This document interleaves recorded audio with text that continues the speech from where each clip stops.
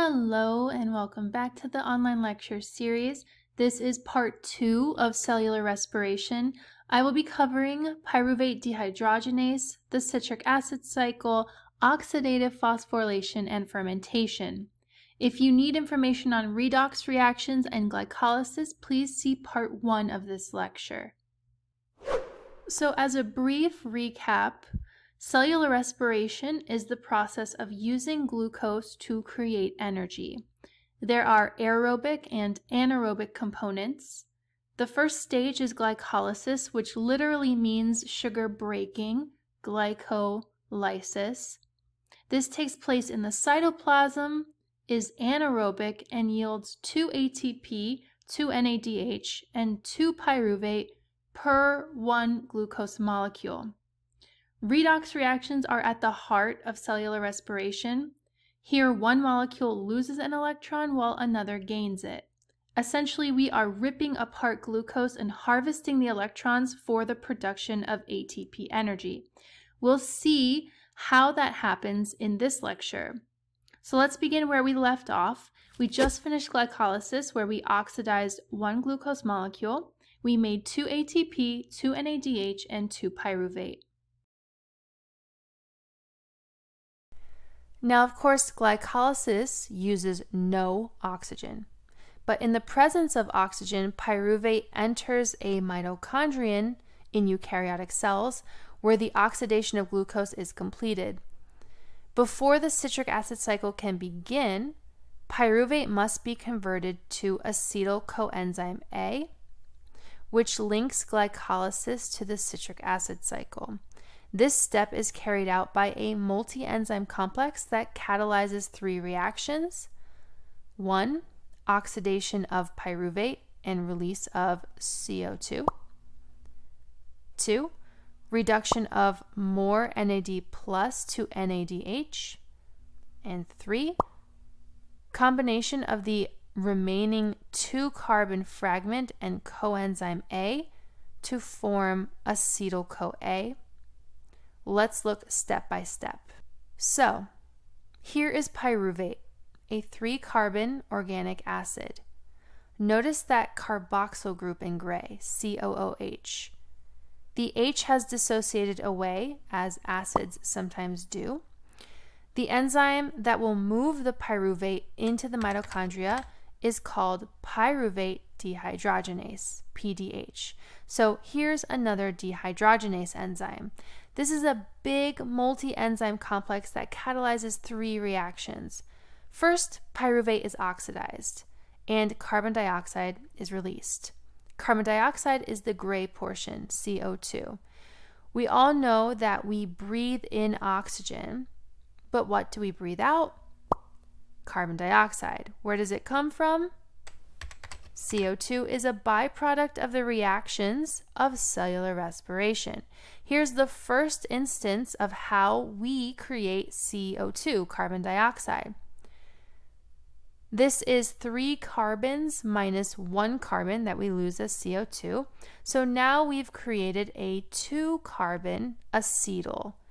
The next step is the reduction of another NAD+ to NADH.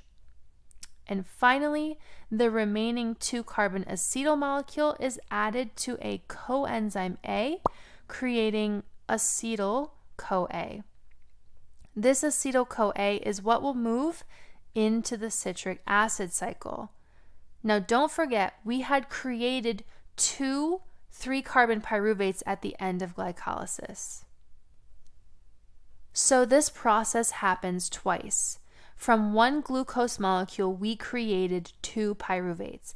Each will move into the mitochondria and together release a total of 2 CO2, 2 NADH, and 2 acetyl-CoA during the oxidation of pyruvate. Now we're ready for the next major stage of cellular respiration, called the citric acid cycle. The citric acid cycle is also called the Krebs cycle, named after the scientist Hans Krebs, who discovered it. I'll highlight some of the major takeaways on this slide, and then I'll walk through it. The citric acid cycle completes the breakdown of pyruvate to CO2. The cycle oxidizes organic fuel derived from pyruvate and generates 1 ATP, 3 NADH, and 1 FADH2 per turn of the cycle. The citric acid cycle has 8 steps, each catalyzed by a specific enzyme. The acetyl group of acetyl-CoA joins the cycle by combining with oxaloacetate, forming citrate. The next 7 steps decompose the citrate back to oxaloacetate, making the process a cycle. You don't need to know all 8 steps and enzymes for an intro biology class. You will when you take biochemistry. But I will point out a few that you do need to know. We'll see that the major product of this cycle is the oxidation of NADH and FADH2. The NADH and FADH2 produced by the cycle will relay electrons extracted from food to the electron transport chain. So let's walk through the cycle and I'll explain each of these things as we move through. Here are the 8 steps of the citric acid cycle. Remember, the previous step oxidized 2 3-carbon pyruvate molecules into 2 2-carbon acetyl-CoA molecules. This 2-carbon acetyl-CoA molecule is what enters to begin the citric acid cycle. Step 1 catalyzes the joining of acetyl-CoA with a 4-carbon molecule called oxaloacetate. 2-carbon plus 4-carbon gives us a 6-carbon molecule called citrate, otherwise known as citric acid. So the first step of the citric acid cycle is the formation of citric acid. Step 2 is an isomerase that shuffles around the arrangement of the atoms to create isocitrate. What's happening in step 3? We see the reduction of NAD+ to NADH and a release of CO2. Where did we just see the same thing? During the oxidation of pyruvate to acetyl-CoA. And do you remember what type of enzyme I said this was? A dehydrogenase. Step 3 also has a dehydrogenase enzyme catalyzing this reaction. Because we lost a carbon as CO2, we now have a 5-carbon product called alpha-ketoglutarate. Step 4, we see another NADH is created and another CO2 is released. This is catalyzed by another dehydrogenase enzyme. With this reaction, a coenzyme A is added onto the product and we've created a 4-carbon molecule called succinyl-CoA. Step 5 has a lot going on. The CoA is taken back off the molecule and we create GTP, another form of energy that the cell can use. GTP is guanosine triphosphate. This will later be used to make ATP. At this point in the cycle, we've returned back to a 4-carbon reactant. Succinate has 4 carbons. This is good because the point of a cycle is to regenerate our starting components. The next 3 steps will turn succinate back into oxaloacetate. In step 6, another dehydrogenase enzyme reduces FAD to create a new type of electron shuttle called FADH2. Step 7 uses a water molecule to add a hydroxyl group onto fumarate, forming malate. In step 8, another dehydrogenase uses malate to reduce another NAD+ to create NADH and oxaloacetate. Those are the 8 steps of the citric acid cycle. Let's revisit the key points for you to take away. The citric acid cycle completes the breakdown of pyruvate to CO2. The cycle oxidizes organic fuel derived from pyruvate and generates 1 ATP, 3 NADH, and 1 FADH2 per turn of the cycle. Write down that oxidation of one glucose produces 2 acetyl-CoA, which means 2 turns of the cycle. This produces 2 ATP, 6 NADH, and 2 FADH2. The citric acid cycle has 8 steps, each catalyzed by a specific enzyme. The acetyl group of acetyl-CoA joins the cycle by combining with oxaloacetate, forming citrate. The next 7 steps decompose the citrate back to oxaloacetate, making the process a cycle. The major products of the cycle are NADH and FADH2. The NADH and FADH2 produced by the cycle will relay electrons extracted from food to the electron transport chain, which we will cover shortly. Let's pause here and revisit electron transfer. At the top, we see the reaction for cellular respiration. The organic fuel glucose is oxidized, meaning electrons are removed as it is broken down. As this happens, the carbons are released as carbon dioxide, which we eventually exhale. The electrons that are taken from C6H12O6 reduce oxygen molecules, which creates water. Now we just saw how glucose becomes oxidized to CO2 via glycolysis, the oxidation of pyruvate, and the citric acid cycle. But where does oxygen come in, and how does it become reduced? This is the job of the electron transport chain. The NADH and FADH2 molecules have collected the electrons as they were removed from glucose, and they shuttle them to the interior of the mitochondria, where they will release them into the electron transport chain and eventually make their way to oxygen to create water, H2O. Let's quickly tally the ATP, NADH, and FADH2 yield per molecule of glucose oxidized at each stage of cellular respiration. Glycolysis yields 2 ATP and 2 NADH. Pyruvate oxidation yields 2 NADH. The citric acid cycle yields 2 ATP, 6 NADH, and 2 FADH2.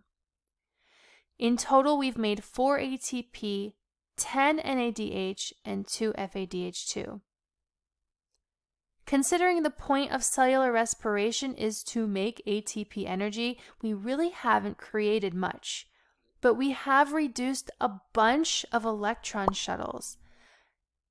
90% of the ATP is generated from the next step in cellular respiration called oxidative phosphorylation. This includes both the electron transport chain and chemiosmosis. The smaller amount of ATP is formed in glycolysis and the citric acid cycle by substrate level phosphorylation. This is an important distinction that we need to address. The process that generates almost 90% of the ATP is called oxidative phosphorylation because it's powered by redox reactions. We'll see this as the electron transport chain. The ATP formed in glycolysis and the citric acid cycle are considered substrate level phosphorylation because the ATP are created using an enzyme. The enzymes in glycolysis and the citric acid cycle were specific for the substrate containing a phosphate group and ADP. The enzyme then catalyzed the reaction which transferred the phosphate group onto ADP to create ATP. This is why it's called substrate level phosphorylation. Now we'll focus on the final step of cellular respiration called oxidative phosphorylation. During oxidative phosphorylation, chemiosmosis couples electron transport to ATP synthesis. Following glycolysis and the citric acid cycle, NADH and FADH2 account for most of the energy extracted from food. These two electron carriers donate electrons to the electron transport chain, which powers ATP synthesis via oxidative phosphorylation. First, have a look at the mitochondria. Location is important for cellular respiration, so it's important to have a good understanding of the structure of the mitochondria. This is a schematic. Recall from lecture 6 that the mitochondria has two membranes, an inner membrane and an outer membrane. This creates two compartments, an intermembrane space and a matrix. Inter means between, so the intermembrane space is between the two membranes.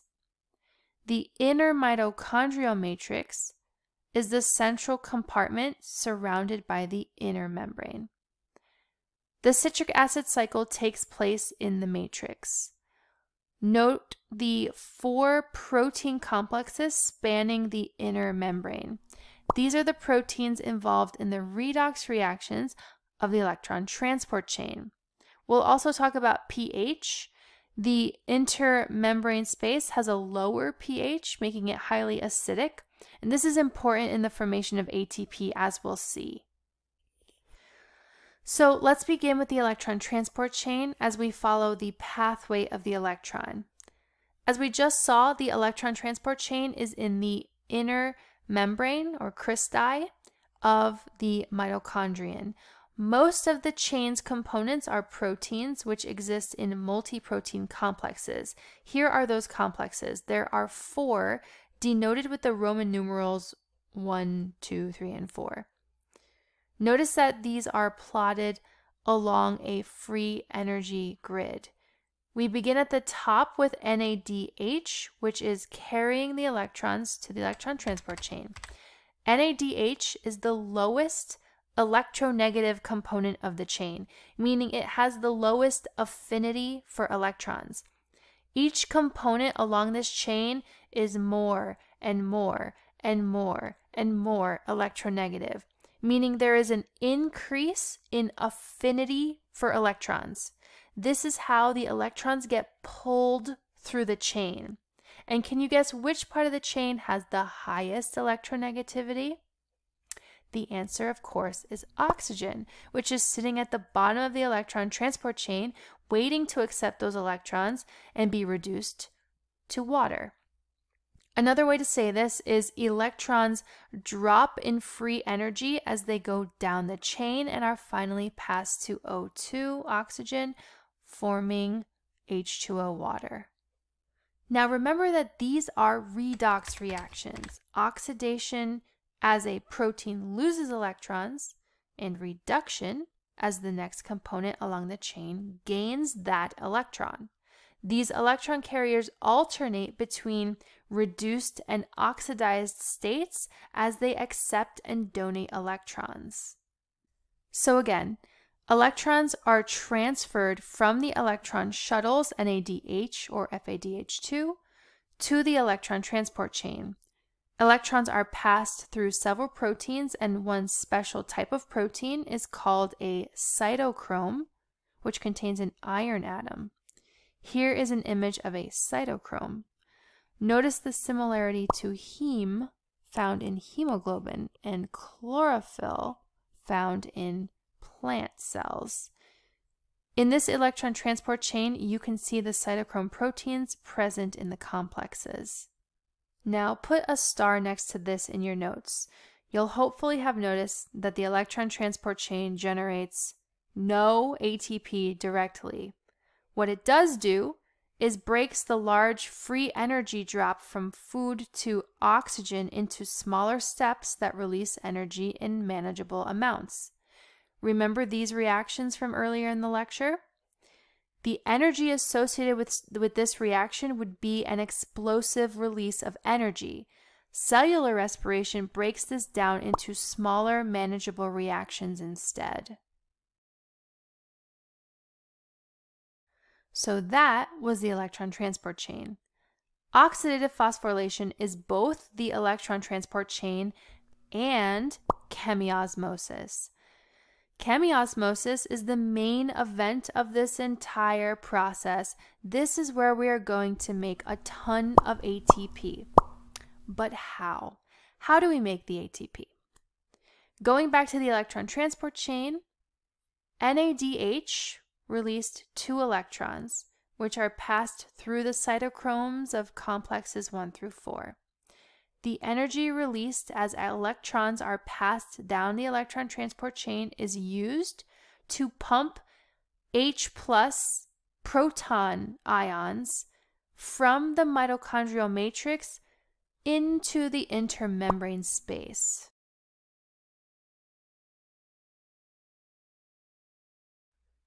Here's another schematic of the mitochondria. It's really important to note where everything is happening. So again, NADH released 2 electrons, which are passed through the cytochromes of complexes 1 through 4. The energy released as electrons are passed down the electron transport chain is used to pump H+ ions from the mitochondrial matrix to the intermembrane space. This creates a gradient of H+, which will have much higher concentrations in the intermembrane space. Another way of saying this is that the intermembrane space has a lower pH than the matrix. H+ then moves down its concentration gradient across the membrane, passing through a protein complex, ATP synthase. This is why chemiosmosis is called the energy coupling mechanism. This process of the electron transport chain driving H+ into the intermembrane space, then creating the H+ gradient, and then the H+ being able to fall down its concentration gradient through the ATP synthase complex to create ATP is the coupling.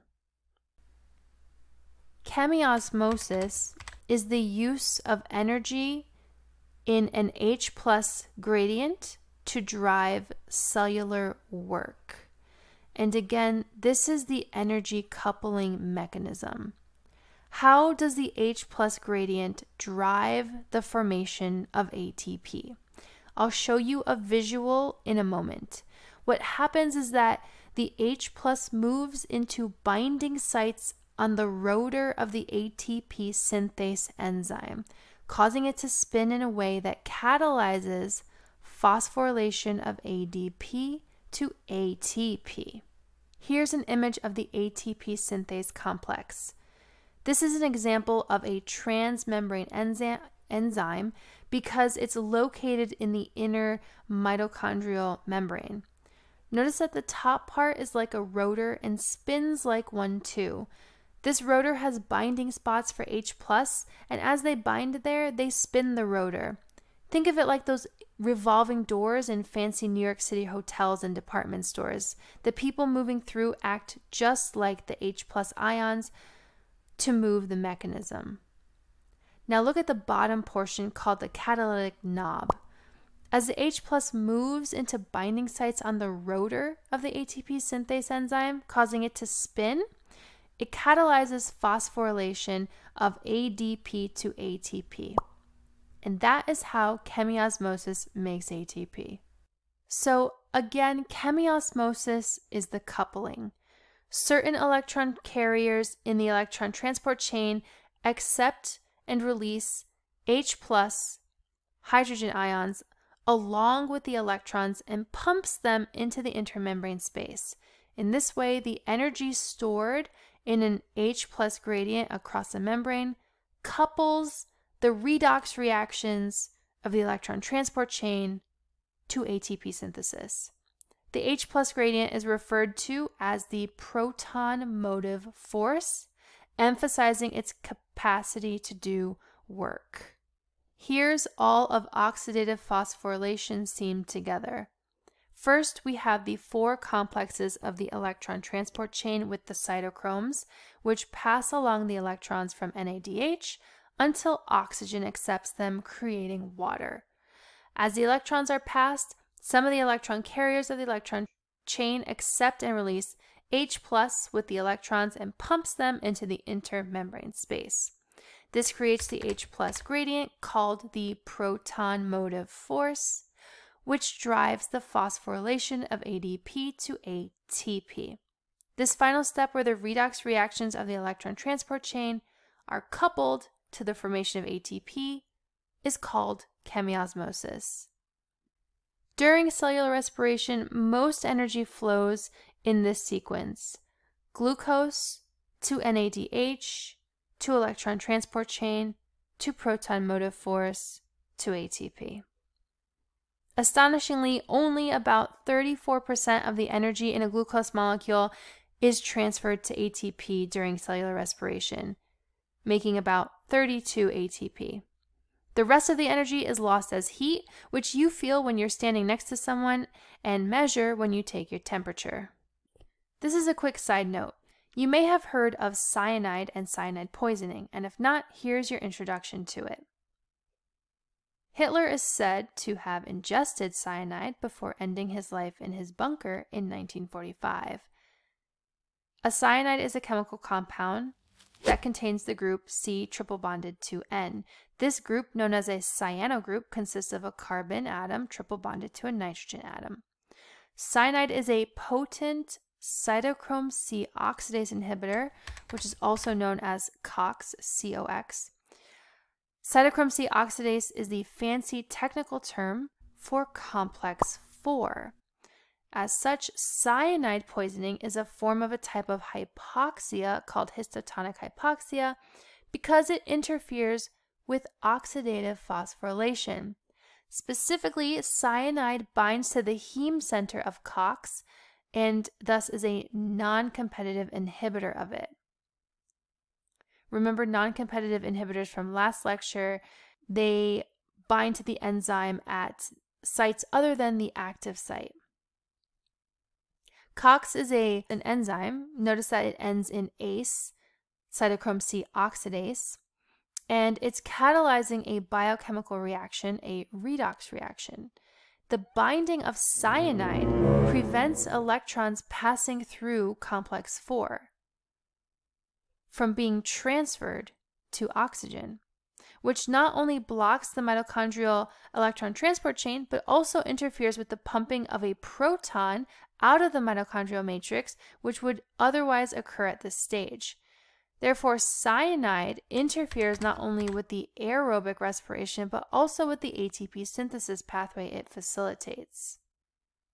All right, now here is a clinical question to test you. How could you diagnose cyanide poisoning? Remember that the cell is going to do what it can to survive. Cyanide blocks the electron transport chain and the ability to create the proton motive force to drive ATP production in chemiosmosis. So aerobic respiration is a no-go because the electron's path to oxygen is interrupted. So what will the cell default to for energy? We still need to make ATP. In this case, the cell will activate the anaerobic pathway of ATP production, as if there was no oxygen present. This pathway is called fermentation. You've heard of this before. There are a few ways the cell can ferment, and the products are shown here: ethanol, lactate, and a few other products. So how can you diagnose cyanide poisoning? Lactate is produced by anaerobic glycolysis in animals, like us. A lactate concentration above 10 millimole per liter is an indicator of cyanide poisoning. This leads us into the next part of the lecture, fermentation. We saw that most cellular respiration depends on electronegative oxygen to pull electrons down the transport chain. Oxygen being electronegative with a high affinity for electrons has been a theme through a few of our chapters, and it's no different here. This is why we breathe in oxygen. Without oxygen, the electron transport chain will cease to operate, just like with the cyanide example. In that case, glycolysis couples with anaerobic respiration or fermentation to produce ATP. Anaerobic respiration uses an electron transport chain with a final electron acceptor other than oxygen, for example, sulfate. Even without oxygen, we still need something pulling electrons toward it. We'll see that fermentation uses substrate level phosphorylation instead of an electron transport chain to generate ATP. Fermentation consists of glycolysis plus reactions that regenerate NAD+, which can be reused by glycolysis. I'll show and explain this in a moment.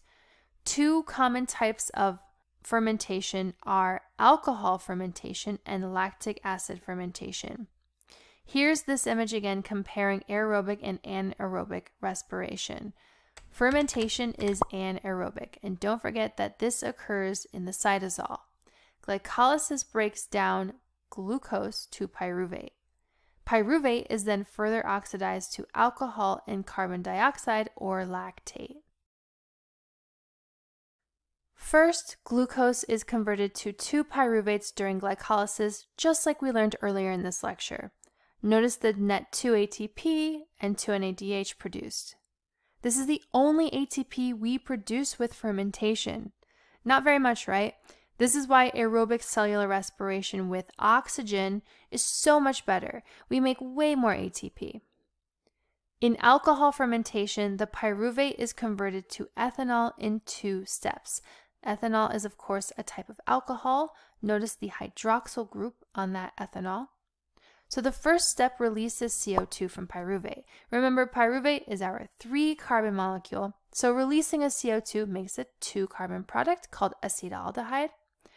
You probably recognize the root word acetyl, possibly from acetone or acetate. These are 2-carbon molecules. And you should remember aldehyde, the functional group with carbonyl flanked by a carbon and a hydrogen. The second step reproduces NAD+ and makes ethanol. This is a cycle, so we must replenish our starting component, NAD+, so that it can accept electrons during glycolysis. This is called NAD+ regeneration. Again, no ATP is made here.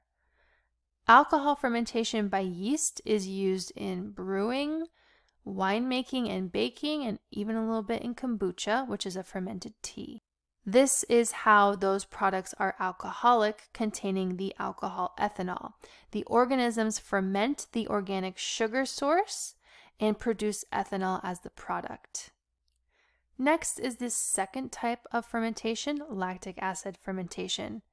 First, again, glucose is converted to 2 pyruvates during glycolysis, just like we learned earlier.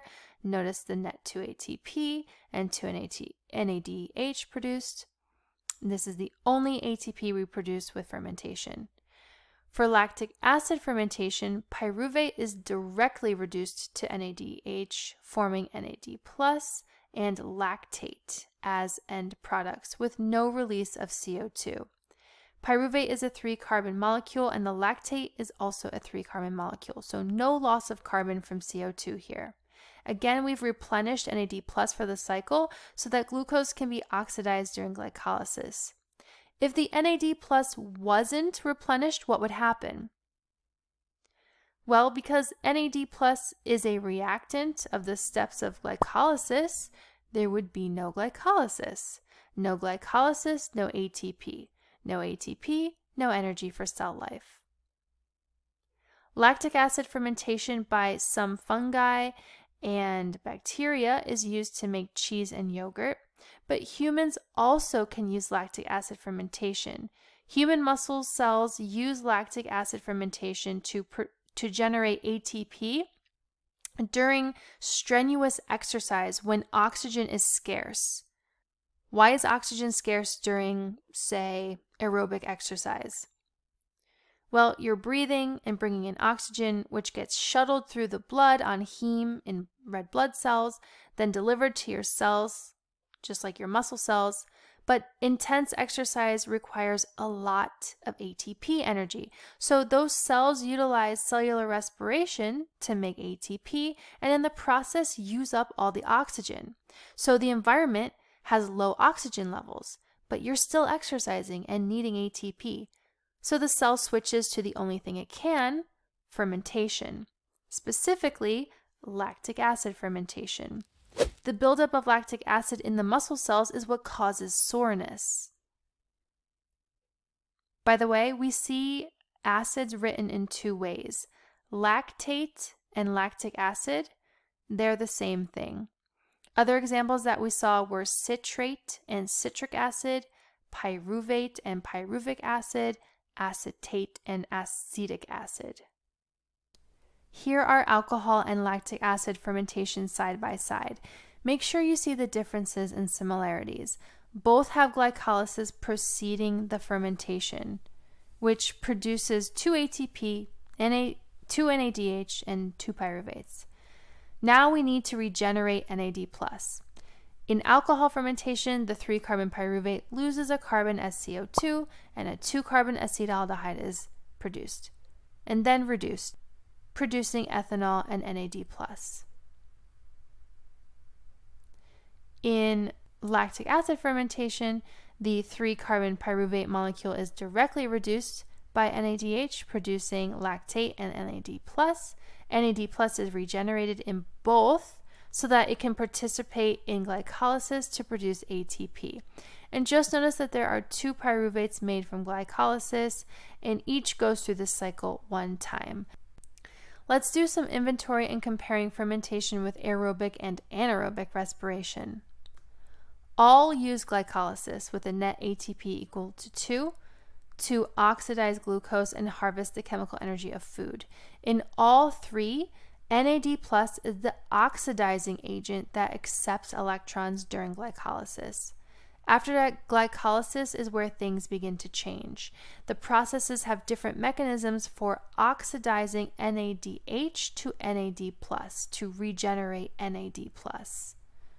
In fermentation, an organic molecule such as pyruvate or acetaldehyde acts as the final electron acceptor. In cellular respiration, electrons are transferred into the mitochondria to the electron transport chain where oxygen is the final electron acceptor. And the major difference is the amount of energy created. Cellular respiration produces 32 to 34 ATP per glucose molecule. Fermentation produces 2 ATP per glucose molecule. Not a whole lot. So here's a question: who does what? Which organisms use aerobic respiration and which use anaerobic respiration like fermentation? Well, we have 3 categories of organisms here: obligate aerobes, obligate anaerobes, and facultative anaerobes. An obligate aerobe is an organism that requires oxygen to grow. Through cellular respiration, these organisms use oxygen to metabolize substances like sugars or fats to obtain energy. Almost all animals, most fungi, most algae, and several bacteria are obligate aerobes. In a hypoxic environment, meaning low oxygen, this organism may be able to only survive a short time with anaerobic fermentation, but as we saw, this doesn't produce enough ATP for survival. Obligate anaerobes carry out fermentation or anaerobic respiration and cannot survive in the presence of oxygen. Examples are found in oxygen-free environments such as the intestinal tracts of animals, the deep ocean, still waters, and landfills. For these, oxygen is toxic. Yeast and many bacteria are facultative anaerobes, meaning that they can survive using either fermentation or cellular respiration. In a facultative anaerobe, pyruvate is a fork in the metabolic road that leads to 2 alternative catabolic routes. We've now covered all the pathways for this chapter. Let's take a step back and see where it fits into our biochemistry. Glycolysis and the citric acid cycle are major intersections to various catabolic and anabolic pathways. Have a look at this metabolic map. Can you find glycolysis and the citric acid cycle? They're right in the middle. Look at all the pathways that feed into them. Catabolic pathways funnel electrons from many kinds of organic molecules into cellular respiration. Here's a simplified version of the metabolic map. Glycolysis accepts a wide range of carbohydrates, including starch, glycogen, and several disaccharides. Proteins that are used for fuel must be digested into their amino acids, and their amino groups, NH2, must be removed. Fats are digested to glycerol, which is used to produce compounds needed for glycolysis, and fatty acids. Fatty acids are broken down by beta oxidation and yield acetyl-CoA, NADH, and FADH2. An oxidized gram of fat produces more than twice as much ATP as an oxidized gram of carbohydrate. Another way to say this is that fat has more calories than carbs, as we already know. Both carbs and proteins yield 4 calories per gram, while fat is 9 calories per gram. Besides using food to break down for energy, the body also uses small molecules from food to build their own molecules, such as proteins. These small molecules may come directly from food, from glycolysis, or from the citric acid cycle. Such pathways are anabolic because we are building, not breaking, and we call the process biosynthesis. We'll wrap this chapter up with how to regulate cellular respiration with feedback mechanisms. Feedback inhibition is the most common mechanism for metabolic control. Recall from chapter 1 when we learned about feedback regulation, where the output or product of a process regulates the very process. We learned about negative feedback versus positive feedback. The most common form of regulation in living organisms is negative feedback, in which the response negates the initial stimulus, which generally promotes stability.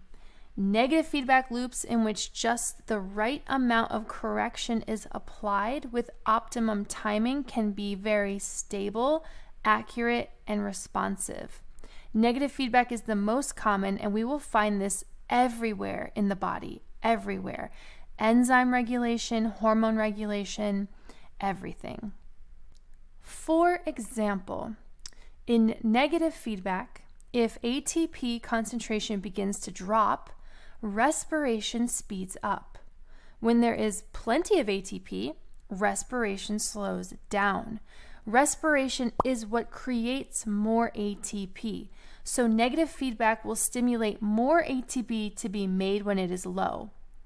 However, when many ATP have been made, the high level of ATP will signal for respiration to halt until the body requires more energy. Control of catabolism is based mainly on regulating the activity of enzymes at strategic points in the catabolic pathway, just like this one. The enzyme here is phosphofructokinase, also called PFK. We talked about it during glycolysis. It's the third reaction in the energy investment phase. PFK is an allosteric enzyme, meaning the activators and inhibitors bind at sites other than the active site. I mentioned that high ATP inhibits this enzyme, which decreases respiration. We also see here that citrate inhibits PFK too. Why would that be? Take a look at where citrate fits into cellular respiration, the citric acid cycle. Why would high citrate block this enzyme? Well, if there is a lot of citrate present, that tells us that there is a lot feeding into the citric acid cycle. So we are making a lot of NADH for oxidative phosphorylation. This means we're making lots of ATP. So if ATP and citrate inhibit PFK, what activates it? PFK will be activated when there is low ATP. When do we get low ATP? When our body is using it for energy. Remember, the energy is stored within the bonds of ATP, specifically the bonds between the phosphates. Hydrolysis of ATP creates ADP and releases energy. ADP is then further hydrolyzed to AMP, adenosine monophosphate. AMP acts as a stimulant of PFK, which will increase cellular respiration and the creation of more ATP. And that concludes this chapter on cellular respiration. I'll see you in the next lecture.